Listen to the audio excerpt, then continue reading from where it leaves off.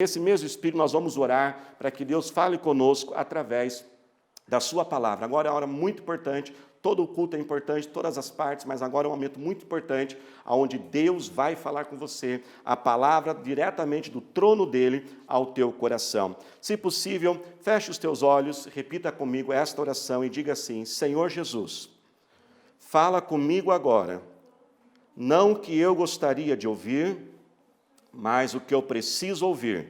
Com autoridade diga: eu repreendo toda ação maligna contra a palavra de Deus, em nome de Jesus. Amém. Vamos ler então todos juntos o livro de Êxodo, capítulo 12, verso 1. O Senhor disse a Moisés e a Arão no Egito: este deverá ser o primeiro mês do ano para vocês.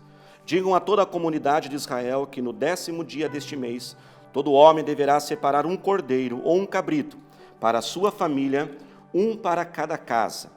Se uma família for pequena demais para um animal inteiro, deve dividi-lo com seu vizinho mais próximo, conforme o número de pessoas e conforme o que cada um puder comer.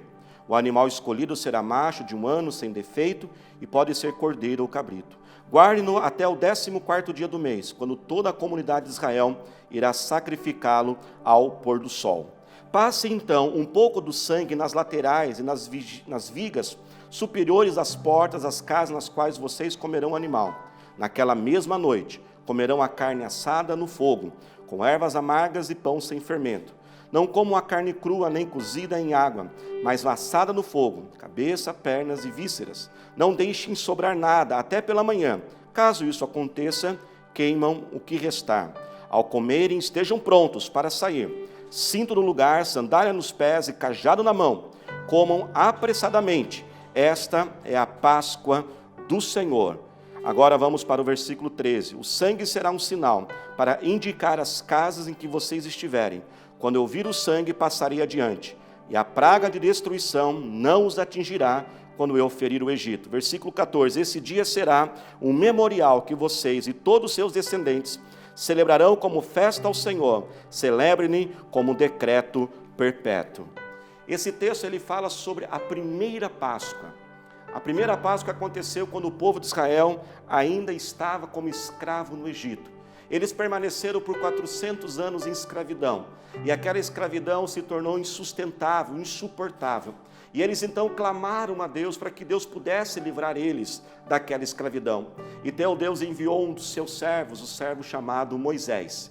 E Moisés ali chegou para Faraó e falou: Faraó, Deus mandou dizer para você liberar essa multidão, essa nação de escravos, o povo de Israel. Gente, claro que Faraó, ele não ia liberar assim, tão facilmente. Praticamente quase 2 milhões de escravos, imagina o abalo na economia, todas as construções que estavam ali em andamento. Então Deus precisou amolecer o coração de Faraó. Sabe, gente, até os dias de hoje isso acontece. Nós podemos tomar 2 opções, 2 caminhos na nossa vida. Ou podemos nós mesmos nos amolecer o nosso coração, se arrepender. Ou, infelizmente, como acontece com muitas pessoas, é preciso sofrer, é preciso passar por lutas para que o seu coração seja amolecido, para ela lembrar e ver que ela precisa de Deus. Assim, então, Deus permitiu alguns sofrimentos sobre aquela nação, as chamadas 10 pragas ali do Egito. Aquelas pragas tinham por objetivo, primeiro, amolecer o coração de Faraó, mas também tinham como objetivo mostrar a grandeza de Deus, pois se você fizer um estudo depois desta mensagem, cada uma das pragas que Deus permitiu acontecer, elas afrontavam diretamente um dos deuses egípcios, mas também tinha como objetivo mostrar a grandeza de Deus para o seu próprio povo. E depois então de 9 pragas, 9 períodos de muito sofrimento, o coração de Faraó ainda está endurecido. Até que então Deus diz a Moisés e fala: Moisés, agora chegou a hora. Depois do que vai acontecer agora, o coração de Faraó vai ser amolecido e ele vai deixar o meu povo, deixar o Egito em direção à terra prometida. Então Deus orientou a Moisés que passasse essas informações adiante para todo o povo de Israel. E disse para eles: olha, vocês vão fazer o seguinte. E as instruções eram muito importantes e precisavam ser cumpridas à risca. Primeiro eles tinham que escolher um cordeiro. E ali esse último evento, algo acontece muito especial. Ele tipifica a Páscoa tipifica a morte e a ressurreição de Jesus. O povo de Israel celebrou essa saída do Egito por todos os anos depois da primeira Páscoa. E Jesus morreu exatamente no final de semana, quando o povo de Israel estava celebrando a Páscoa. E os eventos ali da primeira Páscoa, eles fazem uma referência ao Senhor Jesus. Eles tinham que escolher um cordeiro, e Jesus foi o Cordeiro de Deus. Esse cordeiro, ele não podia ter nenhuma mancha, nenhum defeito. Da mesma forma, Jesus morreu na cruz por nós, inocente, sem pecado e nenhuma falha.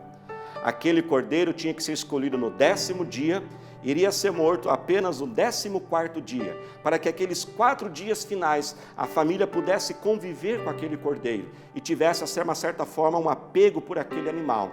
Jesus, no domingo antes de morrer na cruz, ele entrou em Jerusalém na entrada triunfal, mas os próximos dias ele passou exclusivamente com os seus discípulos. Aquele sangue que seria derramado da morte daquele cordeiro lá no Egito, eles tinham que pegar aquele sangue e passar nos batentes da porta, porque naquela noite um anjo de morte iria passar por todo o território do Egito, e aonde tivesse aquela marca do sangue, o anjo então não entraria naquela casa, aquele anjo de morte, ele passaria por cima daquela casa. E está aí a origem da palavra Páscoa. Páscoa significa passar por cima. E aquele sangue daquele cordeiro representa o sangue do Senhor Jesus, que foi derramado naquela cruz do Calvário.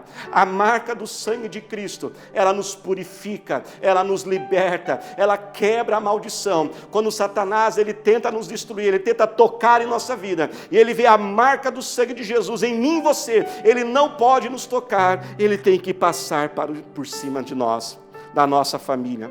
Da mesma forma que aquele povo de Israel sai do Egito em direção agora à terra prometida, a Páscoa agora significa para nós, não a saída do Egito, não fisicamente, mas saída agora do Egito, da nossa vida antes de Jesus, do inferno, das garras de Satanás, da escravidão do inimigo, ali na morte, na ressurreição de Cristo, nós também agora caminhamos em direção à nossa pátria celestial. E o povo de Israel, então, desde aquele dia que saíram do Egito, até os dias de Jesus, eles sempre celebravam todos os anos esta Páscoa, esta festa, celebrando o que Deus fez por eles. E foi naquele dia, naquela festa, que Jesus também morreu, mas ressuscitou ao 3º dia. Mas a primeira Páscoa aconteceu dentro das casas. E quando nós vemos esse texto, nós podemos ver também a bênção de Deus que quer ser derramada e entrar no seu lar, no meu lar, em todos os nossos lares. E nós podemos ver aqui alguns princípios para que nós possamos atrair essa bênção de Deus. O primeiro princípio é o princípio da ordem. Preste atenção nisso. A ordem traz bênçãos, mas a desordem retém as bênçãos. Você prestou atenção no texto que nós lemos? A Bíblia nos diz ali que Moisés passou várias diretrizes, vários procedimentos que eles tinham que aplicar para que tudo pudesse dar certo. Sabe, gente, a bênção de Deus não flui na bagunça. A bênção de Deus não flui na desordem. Não porque Deus, assim, ele é um Deus assim que faz picuinha, que ele faz exigências, eu quero ver se vocês cumprem simplesmente o que eu quero, não. Quando Deus, ele pede de nós a ordem, quando Deus, ele pede que primeiro haja ordem para que a bênção seja derramada depois, é para o nosso próprio benefício.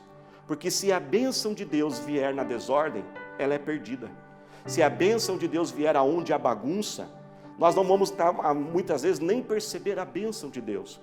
Se você lembrar desse texto que nós acabamos de ler agora, um dos princípios, você prestou atenção, diz que eles tinham que preparar aquela refeição, seria a última refeição, e quando eles tivessem aquela refeição, o texto diz algo assim muito interessante. O texto diz que eles tinham que preparar aquela refeição já de malas prontas, todos arrumados. Eles tinham que já comer com o tênis no pé. Na minha história tem tênis, tá, gente? Tinha o tênis no pé, as sandálias, a roupa, as malas, tudo arrumado. Por que Deus mandou dizer isso? Será que Deus estava assim sendo simplesmente assim exigente com os detalhes? Não. Porque quando aquela última praga acontecesse, e aonde não tivesse a marca do sangue, o anjo da morte viria, e ali o primogênito de todas as famílias egípcias iria morrer. O coração de Faraó ia assim ficar amolecido. E ele então ia permitir que o povo de Israel saísse. Mas sabe o que ia acontecer logo em seguida? O faraó ia se arrepender. E aconteceu isso mesmo. No primeiro momento ele deixou todo mundo sair, mas depois ele falou assim, não, vamos atrás deles. Agora, e se eles preparassem aquela refeição todos bagunçados, desorganizados, né? Aqueles os lerdos, tem gente lerda aí na sua casa?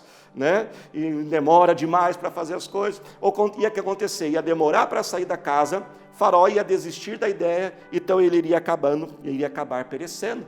Nosso Deus é um Deus de ordem. Ponha ordem na sua família, ponha ordem na sua casa, na sua vida pessoal. Eu quero deixar algumas dicas para isso. Primeiro, leve a sério a questão de ordem. Leve a sério a questão da organização. Segundo, comece com pequenas coisas, coisas simples, mas comece por ordem aí na sua casa. E olha, gente, que a pregação é para você, viu? Nada de ficar tocando no outro aí, dizendo, ó, Deus está falando com você. Jesus vai falar com cada um, amém? Comece estabelecendo alguns horários. Né? Põe horário para acordar, horário para dormir, principalmente nessa quarentena aí.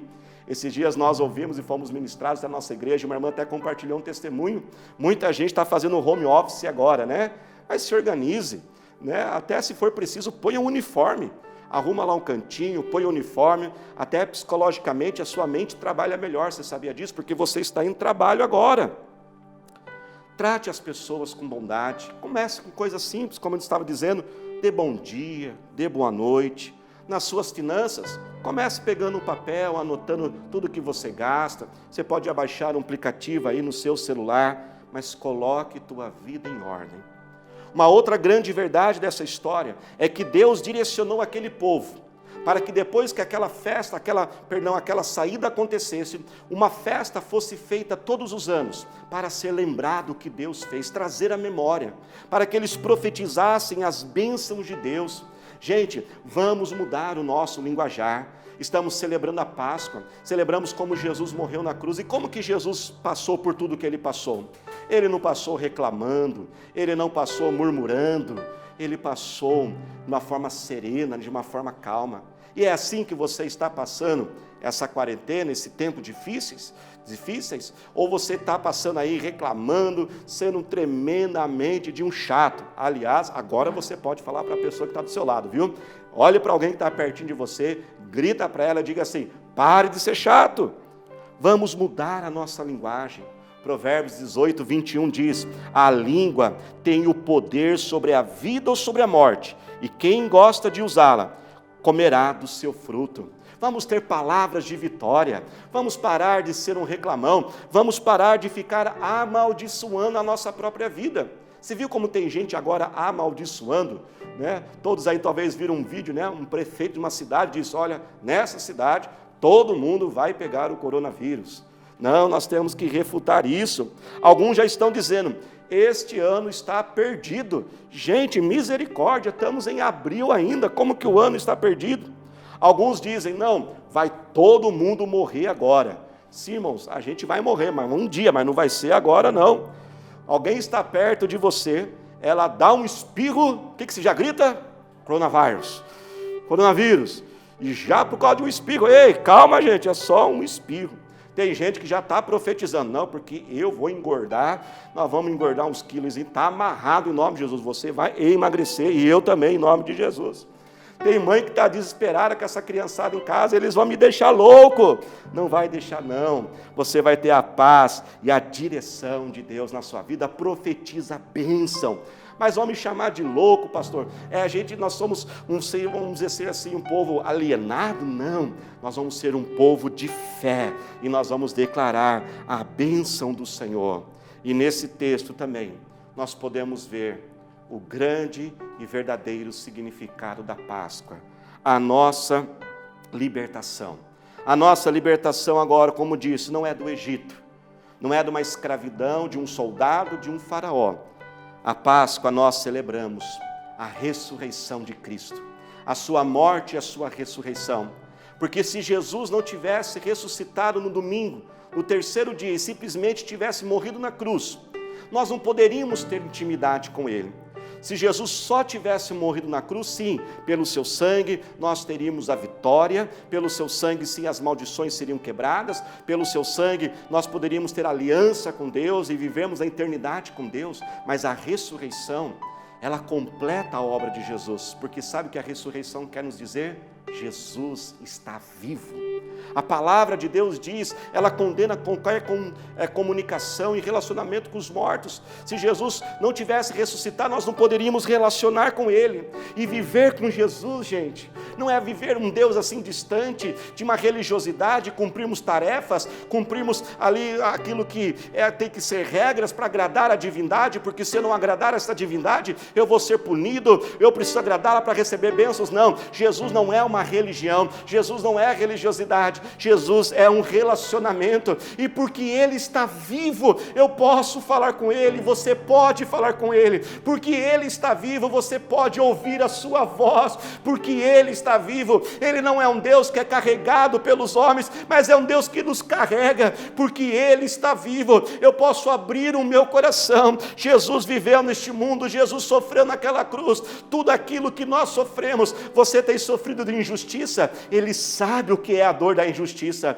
Ele foi para aquela cruz sem nenhum pecado, inocente, passou por vários julgamentos, que foram julgamentos todos mal feitos, julgamentos de uma fachada. Você sabe o que é ser, você tem sentido rejeitado? Jesus sabe, todos o deixaram. Você tem sido humilhado, Ele foi crucificado naquela cruz praticamente nu. Você tem sofrido a dor da solidão, naquela cruz Ele diz: meu Pai, por que me abandonaste? Você tem um Deus que entende a sua dor. Você pode chegar para Ele agora e dizer: Jesus, eu estou sentindo isso, Jesus, eu estou passando por isso. E sabe o que Ele vai dizer? Eu sei, meu filho, eu sei, minha filha, eu entendo a sua dor. Sabe, há momentos que a gente vive, que ninguém compreende a gente, e nós pensamos: eu estou sozinho nisso. Não, você não está sozinho, você não está largado nessa luta. Jesus está com você, porque Ele está vivo, e mesmo Ele sendo tão grande, tão poderoso, Ele se torna tão poderoso ao ponto de habitar dentro do seu coração e do meu coração,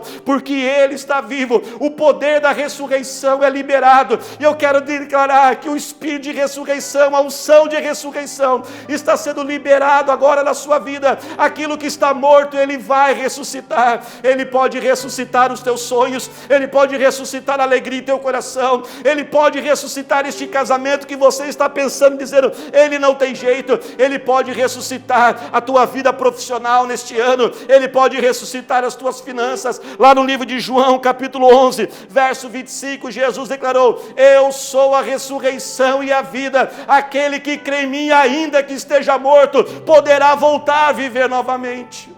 Há um ditado no mundo que diz que para tudo tem um jeito, só não tem jeito para a morte.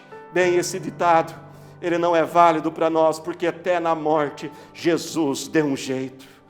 Ele pode dar um jeito no teu coração, Ele pode dar um jeito em tua alma, na tua família, na tua vida. Ele está vivo, Ele está vivo, e só está esperando você chamar por Ele.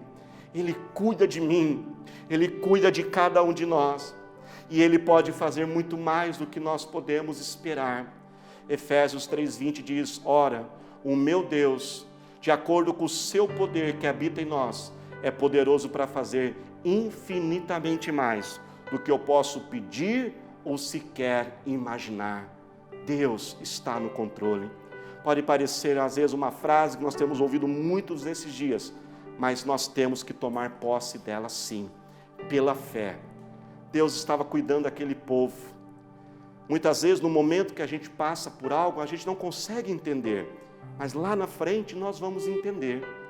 Às vezes nós podemos pensar: por que Deus precisou permitir 10 pragas para amolecer tanto o coração de Faraó? Veja bem que o povo de Israel até sofreu junto. Deus estava não somente amolecendo o coração de Faraó e do povo egípcio, Deus estava elevando o nível do coração de todo aquele povo egípcio, para não suportar mais ter aquele povo de Israel no meio deles. Sabe o que aconteceu naquela madrugada, quando o povo de Israel saiu do Egito? A Bíblia diz que depois daquela 10ª praga, aquele povo, o povo egípcio, não suportava ver mais aquele povo de Israel ali, aqueles escravos. Então a Bíblia diz que o coração daquele povo egípcio começou a ser amolecido. E quando o povo de Israel ia saindo, eles iam pedindo para os egípcios: olha, nos ajudem, dê bens para nós. E a Bíblia diz que o Egito foi despojado. Aquele povo de Israel não saiu assim como cachorro chutado. Aquele povo de Israel não saiu assim pela porta dos fundos, eles saíram pelas portas da frente do Egito. Saíram com bens, eles saíram com animais, com ouro, com prata, porque Deus não queria somente tirá-los do Egito, Deus queria prepará-los, Deus queria fortalecer a fé deles. E eu quero declarar, em nome do Senhor Jesus, nós não vamos simplesmente passar por esse período, não, nós vamos passar bem, e nós vamos crescer, e ao final nós veremos a mão do nosso Deus conosco. Nesse momento nós não entendemos. Às vezes você pode perguntar: mas pastor, por que Deus não falou antes para eles? Disse: olha gente, está tudo no controle, lá na 10ª praga vai acontecer isso, essas pragas são para que o povo egípcio dê os bens dele. Não, por que Deus não revelou isso antes? Porque Deus está olhando a fé no seu coração e no meu coração, como olhou no coração daquele povo. A fé, o livro de Hebreus 11:1 diz que é um firme fundamento das coisas, aquilo que nós cremos, mas que não podemos ver. Se vermos tudo e entendermos tudo e tiver explicação antecipada de Deus para tudo, para que usar a fé? Então, em fé, continue crendo. Deus, Ele está cuidando de nós. E Ele está nos ensinando. Pergunte para Deus o que Ele quer ensinar você. E tome posse sim. É pela fé, é loucura acreditar que no final de tudo isso estaremos melhores e maiores, mas nós cremos sim pela fé. E eu encorajo você a orar e crer que o Senhor está permitindo tudo isso para um novo começo na minha vida e na sua vida. E eu quero lembrar de uma promessa que Deus nos deu no nosso culto da virada deste ano, que nós iríamos correr com cavalos, mas se você lembrar, Deus nos deu uma promessa muito poderosa naquele dia. E eu busquei muito a confirmação de Deus para liberar aquela palavra. Deus nos disse que nós agora como igreja, porque ninguém é igreja sozinho, juntos nós somos igreja. E assim como a sua vida, a sua família, ao final disso estará mais forte, a nossa igreja também estará mais forte.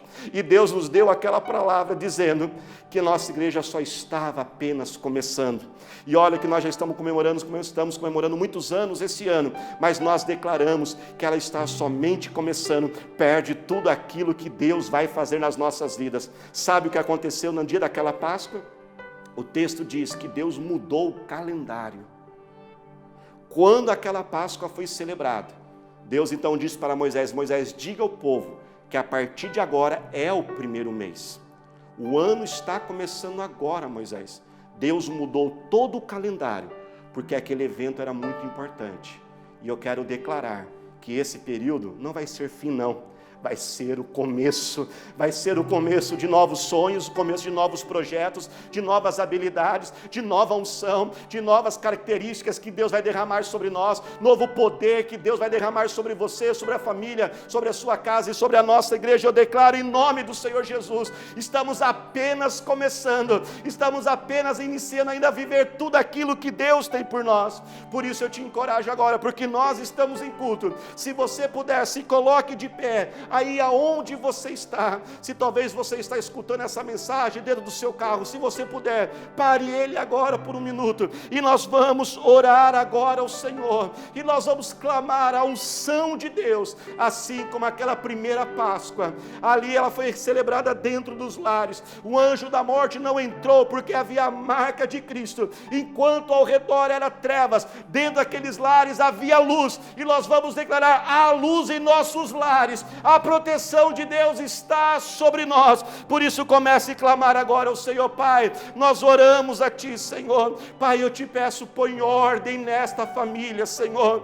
Essa família, Pai, que está com as finanças bagunçadas, as despesas são maiores do que as receitas, Senhor. Ninguém sabe quanto entra, quanto sai, ninguém sabe para onde o dinheiro vai. Essa casa que não tem regras, essa casa que não tem disciplina, essa casa, meu Pai, que, ó Deus, cada um não cumprem o seu papel, são filhos mandando nos pais, nessa casa, ó Pai, que era para ver alegria, respeito, é bagunça, é briga, é xingamento, Senhor, põe em ordem, Senhor, essa mente agora, essa mente que está confusa, que não sabe o que fazer, não sabe que decisão tomar. A Tua palavra diz que o Senhor é a luz na nossa mente, clareia, Senhor. Pai, nós oramos agora e quebramos as palavras de maldição. E eu quero convidar você comigo agora, junto em autoridade. Abra sua boca agora e comece agora a anular as palavras de maldição. Pai, nós declaramos e anulamos agora, pois Isaías 54, 17 diz que nenhuma arma preparada contra nós prosperará, Senhor, e toda palavra lançada contra nós, nós vamos refutar e anular ela. Nós anulamos, ó Pai, essa palavra que diz, ó Pai, que todos serão contaminados, ó Pai, que milhares de pessoas irão morrer. Nós anulamos isso, Pai, sobre o Brasil, sobre esse mundo, Deus, ó Pai, no Brasil, em nosso lar, em nossa casa, em nossa cidade vai ser diferente, Senhor. Pai, anulamos esta palavra que diz que este ano está perdido, Senhor. Ó Pai, só está começando, Senhor, é um novo começo, Senhor, e não é um fim. Pai, nós queremos declarar essa palavra que foi dita, não, as famílias em quarentenas, haverá divórcios, haverá brigas. Pai, nós declaramos espírito de reconciliação nos lares, agora e para todos sempre, Deus, em nome do Senhor Jesus.